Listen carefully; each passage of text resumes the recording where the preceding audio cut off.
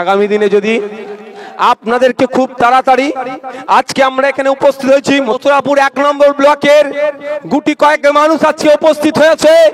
প্রয়োজনে আগামী দিন প্রয়োজন নয়, আগামী দিনে সারা রাজ্যে যেভাবে এই গণহত্যা চলছে, গণপিটুনি চলছে, এই পুলিশের ওভার অ্যাকশন হচ্ছে, পুলিশ থানায় ডেকে নিয়ে গিয়ে বসিয়ে মিথ্যা কেস দিয়ে মামলা কাটাচ্ছে বা কোনো জায়গায় উদ্ধারের নামে পিটিয়ে মেরে দিচ্ছে, এর প্রতিবাদে আমরা খুব তাড়াতাড়ি কলকাতা রাজপথে যাব। আপনারা যাওয়ার জন্য প্রস্তুত আছেন তো? আমার প্রশ্ন এখান থেকে আপনাদের কাছেও রাখতে চাই, রাজ্যের প্রশাসনের যিনি সর্বোচ্চ কর্তা আছে, যিনি পুলিশ মন্ত্রী আছে, তার কাছেও রাখতে চাই, যাদের নামে এফআইআর হয়েছে, এফআইআর এর কপিতে যাদের নাম আছে, সেই এসআই থেকে শুরু করে আর যারা আছে, এখনো পর্যন্ত তাদেরকে গ্রেফতার করা হলো না কেন?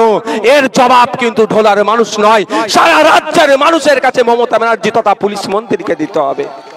ওরা বলছে নাকি মমতা ব্যানার্জি তো কোনো শব্দই খরচ করেনি, কোনো শব্দই মুখে খরচ করেনি, মানে বুঝতে পারছেন তো? তিনি চাইছেন এই ধরনের হোক, একটা দুটো হলে কি হবে? আমি কোড আনকোড বলছি, মুসলমানরা ভয় পেয়ে যাবে, কোড আনকোড বলছি, আদিবাসীরা ভয় পেয়ে যাবে, কোড আনকোড বলছি, দলিতরা ভয় পেয়ে যাবে। আর মমতা ব্যানার্জি তিনি এদেরকে নিয়ে সুন্দরভাবে রাজনীতি করতে পারবে। আমাদেরকে ভয় দেখানো হয়, গুজরাটের কথা বলে, উত্তরপ্রদেশের কথা বলে, অসমের কথা বলে, কিন্তু আমাদের রাজ্য কিন্তু এই গুজরাট, উত্তরপ্রদেশ, অসম থেকে কোনো অংশে পিছিয়ে যাচ্ছে না। পুলিশ কাস্টাডিতে পিটিয়ে মারার ঘটনা আজকে নতুন নয়, গত বছরের কথা বলছি, বারুইপুর পুলিশ ডিস্ট্রিক্টের আন্ডারে 4 জন এই ধরনের পুলিশের হাতে নিগৃহীত হয়ে মারা গেছে বলে এই অভিযোগ আছে। গত বছরে তাদের পরিবারের লোকজনকে ডেকে কিছু ক্ষতিপূরণ দিয়ে বলেছিল বিচার হবে, 1 বছর হয়ে গেল, কোনো প্রোগ্রেস দেখতে পাচ্ছি না। তাই বন্ধুগণ আপনাদের বলবো, সজাগ হন, সতর্ক থাকবেন, প্রস্তুত নেন। আগামী দিনে এই শিকারি মুড়ার মতো কোন ছেলেকে আমরা হতে দেব না। আগামী দিনে আবু সিদ্দিকের মতো আমরা কোন ছেলেকে হতে দেব না। আগামী দিনে বিদ্যুৎ মন্ডলের মতো কোন ছেলেকে আমরা হতে দেব না। আমরা আমাদের পরিবার পরিজনকে নিয়ে খেটে খাচ্ছি, যাতে মাথা তুলে থাকতে পারি, তার ব্যবস্থা আমরা নিজেরাই করে নেব। হবে তো নাকি? আমরা পারবো না আমাদের ব্যবস্থা করে নিতে?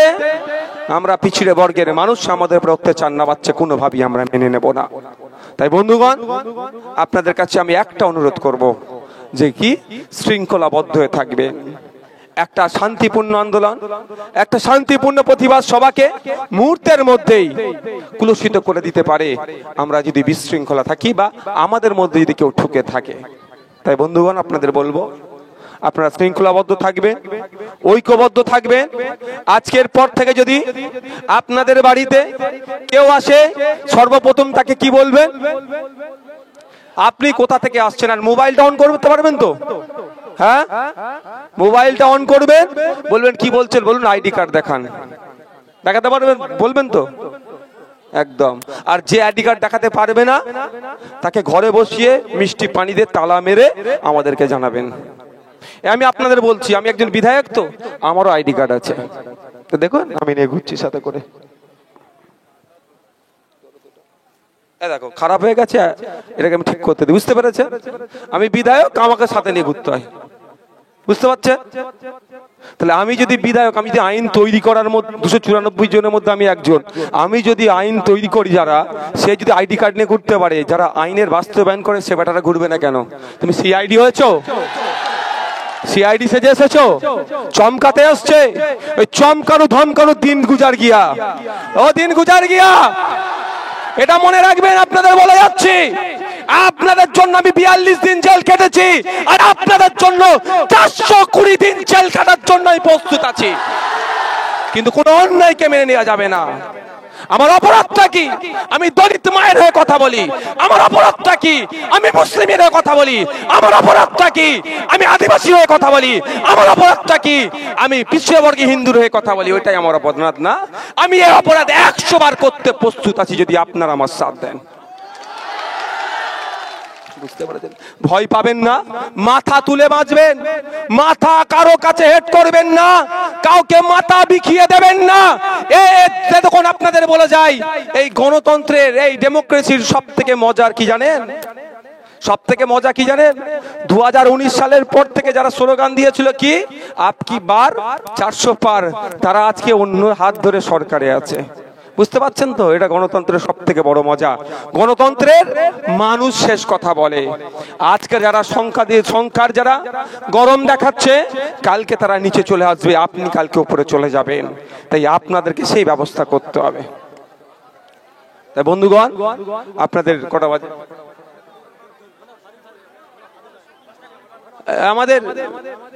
আমাদের ধোলার অঞ্চল সভাপতি ফারুক ভাইকে কি করেছিল? একটা পাড়ার ঝামেলা হয়েছে, পারিবারিক ঝামেলা, আমাদের অঞ্চল সভাপতিকে ধরে জেলের মধ্যে রেখে থানাতে বসিয়ে জেল খাটিয়েছে। কিছু অসুবিধা হয়েছে? সে কোথায়? ফারুক ওঠো। কিছু অসুবিধা হয়েছে? আমি আপনাদের বলি, আমি নিজে জেল খেটে এসেছি তো। হ্যাঁ, জেলে একবার করে যাওয়া দরকার প্রতিবাদীদের, একবার করে প্রতিবাদীদের জেলে যাওয়া দরকার। ভয়টা কেটে যাবে। জেলের ভয় দেখাই তো আটকে রাখতে পেরেছিল। তো আপনাদের এখানে উপস্থিত যারা আছেন, আমি প্রত্যেককে বলে যাচ্ছি, অন্যায় আপনারা করবেন না, আইন হাতে তুলে নেবেন না, সংবিধান বিরোধী কাজ করবেন না। আপনার জিম্মেদার আমি হলাম, আপনার হয়ে লড়াই আমি করব। তারপরে যদি অন্যায় ভাবে, মিথ্যা ভাবে আপনাদের নামে মামলা দেয়, সে ঢোলা থানা হোক আর যেই হোক, আপনাদের বলছি প্রয়োজনে আপনাদের জন্য কলকাতা হাইকোর্টে গিয়ে আপনাদেরকে জামিন করিয়ে নিয়ে এসে মালা পরিয়ে আপনাদের বাড়ি পৌঁছাবো। যদি কলকাতা হাইকোর্টে মামলা নিষ্পত্তি না হয়, সুপ্রিম কোর্টে যাবো, যে মামলা করব। তবে একটা কথা বলছি, এই ভাইকে দেখিয়ে বলে আমি শেষ করব। ফারুক ভাই নামে মিথ্যা মামলা দিয়েছে তো, মিথ্যা মামলা কতদিন চলবে? জামিন তো করিয়েছি, 2 বছর 3 বছর পরে মামলা কি হবে? ডিসমিস হয়ে যাবে। ফারুক ভাই কি হবে? অন্যায় করেনি তো, বেইজ্জত বাড়ি হয়ে যাবে, অর্থাৎ খালাস হয়ে যাবে, কোনো মামলা থাকবে না। তারপরে কি আমরা ছেড়ে দেবো? আমরা টাকা লাগিয়ে, উকিল লাগিয়ে জামিন করালাম, দিনের পর দিন ডেট পড়লো, যখন আমরা উকিল লাগালাম, সেই উকিলকে দেই ফারুক ভাইয়ের নামে যারা মিথ্যা মামলা করেছিল দাদা দিদির কথা শুনে, তার বিরুদ্ধে আমরা মানহানি মামলা করব। আপনারা কি ভাবছেন ছেড়ে দেবো? আবার যে করেছিল সেই নাকি গরু চোরের আসামি বলছে। দেখ, সেই বিষয়ে কোনো গন্ডগোল হয়, কেউ যদি আমাকে আক্রমণ করতে আসে, আমরা কি করি? পুলিশের কাছে যাই বাঁচার তাগিদে। কিন্তু সেখানে আমরা কি দেখলাম? এখন পুলিশের কাছে গেলে এখন সবচেয়ে বেশি আতঙ্ক লাগে আমাদের, যে যদি কেউ মেরে দেয়, বর্তমান সময়ে পুলিশই আমাদেরকে মেরে দেবে।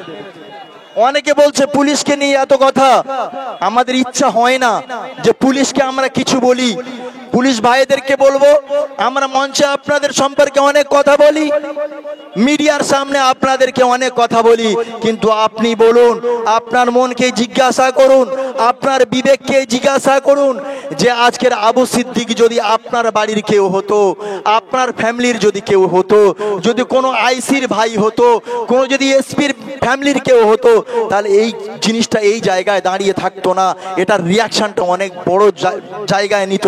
কিন্তু আজকের আমরা মুসলিম বলে, আজকের আমরা নিচে পড়ে আছি বলে, আজকের শাসক দল আমাদেরকে চোখ রাগাচ্ছে, তার সঙ্গে সঙ্গে প্রশাসনও আমাদেরকে আর নিরাপত্তা দিচ্ছে না। এই জন্য আমাদের নিরাপত্তা আমাদের নিজেদেরকেই চিহ্নিত করতে হবে, সুনিশ্চিত করতে হবে যে আমাদের নিরাপত্তা আর এই সরকার দিতে পারবে না, আমাদের নিরাপত্তা এই পুলিশ আর দিতে পারবে না।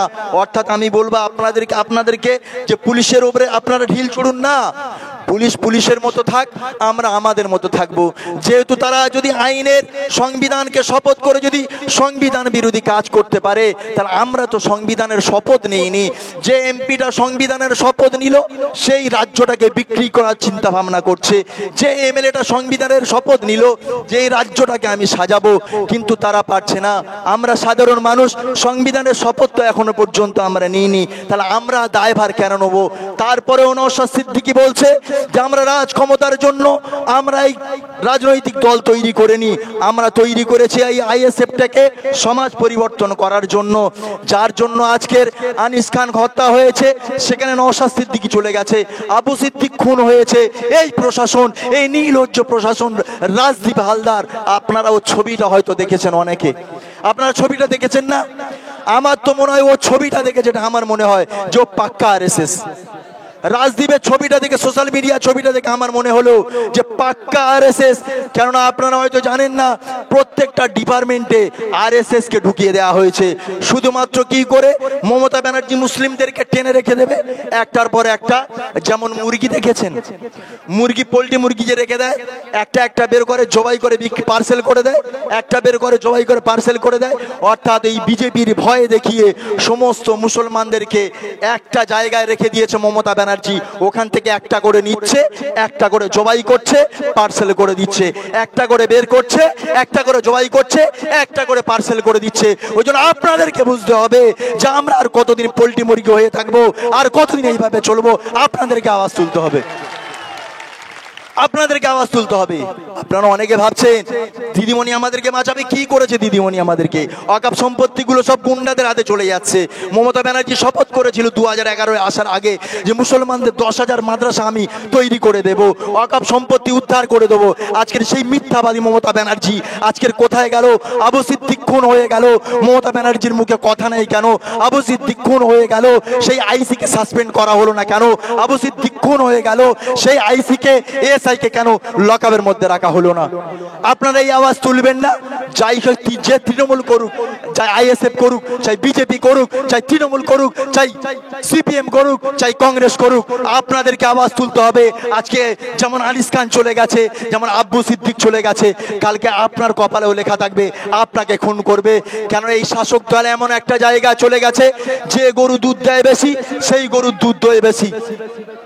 সেই জন্য আপনাদেরকে বলবো, আপনারা যতদিন এই মমতা ব্যানার্জির সঙ্গে থাকবেন, ততদিন আপনাদেরকে বাবা দেবে, ওই ভিক্ষা দেবে, ভাতা দেবে, আপনাদেরকে বাঁচিয়ে রাখবে, আপনাদেরকে চাকরি দেবে না, আপনাদেরকে শিক্ষা দেবে না, আপনাদেরকে কর্মসংস্থান দেবে না, আপনাদেরকে ওই ভিক্ষার মধ্যে রেখে দেবে। আপনারা ভাবতে পারেন ছিল 500 টাকা।